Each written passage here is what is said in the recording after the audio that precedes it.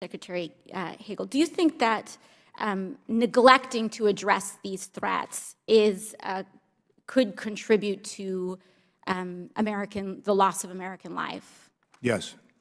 And do you think that denial or even delaying in that action could cost us American lives? Yes. Secretary Kerry, do you think that appointing a federal panel that questions 26 years of established climate science be responsible for the loss of American life? It could be. So I think what we have laid out here is a very clear moral problem. And in terms of leadership, if we fail to act, or even if we delay in acting, we will have blood on our hands. I don't know if you're allowed to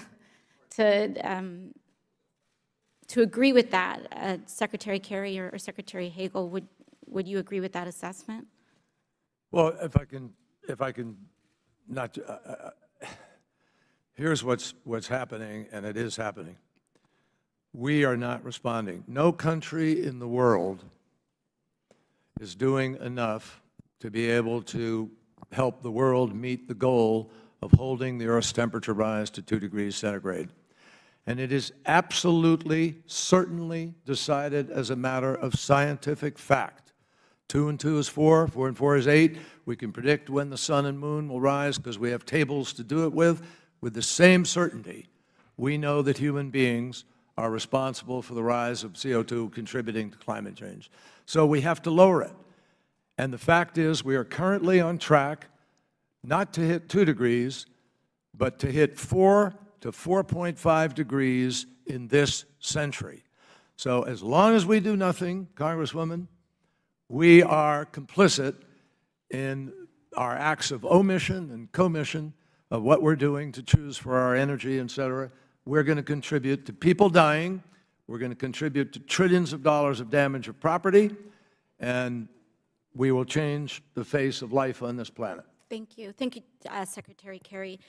You know, I would be remiss if I didn't talk or address some of the comments made across the aisle. And while I am incredibly flattered that the ranking member and many members across the aisle seem to be so enamored with a non-binding resolution presented by a freshman congresswoman sworn in 3 months ago, I think that ironically, despite that fixation, it doesn't seem that they've actually read the contents of the proposed and presented resolution. And so I would just, I would encourage that we don't need cliff notes for a 14-page resolution that was designed to be read in plain English by the American people. So I would encourage my colleagues to actually read the resolution presented so that they can speak to it responsibly and respectfully.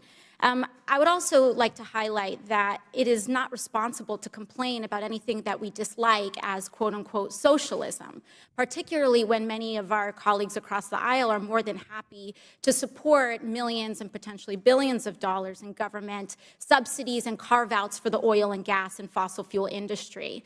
So the fact that subsidies for fossil fuel corporations are somehow smart, but subsidies for the development of solar panels is quote-unquote socialist is just bad faith, and it's incorrect.